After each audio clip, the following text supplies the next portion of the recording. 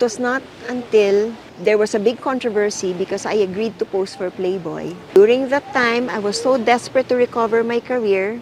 Kahit ano na lang ng exposure tatanggapin ko para mapansin ako ng mga direktor, bibigyan ako ng trabaho. So I agreed. But I walked into the photo shoot feeling like I was walking into the devil's lair.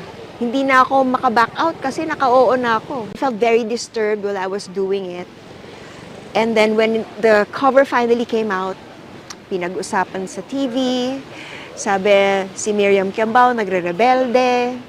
Umabot yung balita sa tatay ko, tinawagan ako ng tatay ko, sabi niya, Miriam, bakit hindi mo sinabi sa akin? Pinigilan sana kita. Pero during that time, I didn't have a great relationship with my parents. So yung opinion nila was not important to me.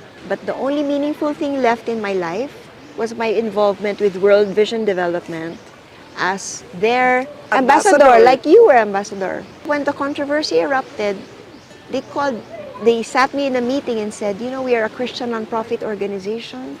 We don't approve of you having posed for Playboy. We're going to suspend the partnership.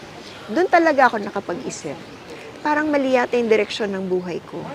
Mali-mali lahat ng mga nagiging desisyon ko. I think I have to go back to basic. So before fame and fortune, what was most important to me?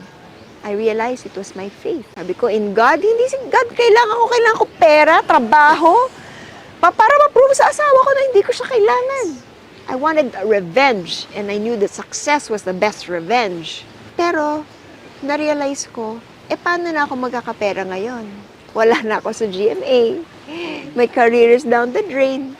Yung World Vision, nakala ko, I still have every right to be famous, to be admired because I'm using my name for something good. Tapos sila na may ayaw sa akin ngayon, so where does that leave me?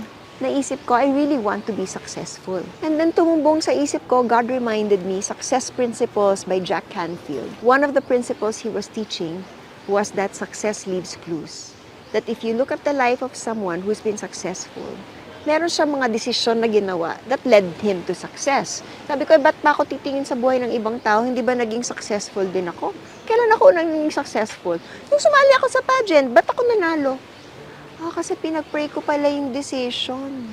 So when I prayed, God spoke to me through my devotional that I should join the pageant. When I obeyed, He made me win. And that's how I became successful. At sa pageant, nadapa ka. Nadapa. Bumangon. Bumangon, nanalo. Nanalo. Yun ang naging metaphor ng pagdapa at pagbangon.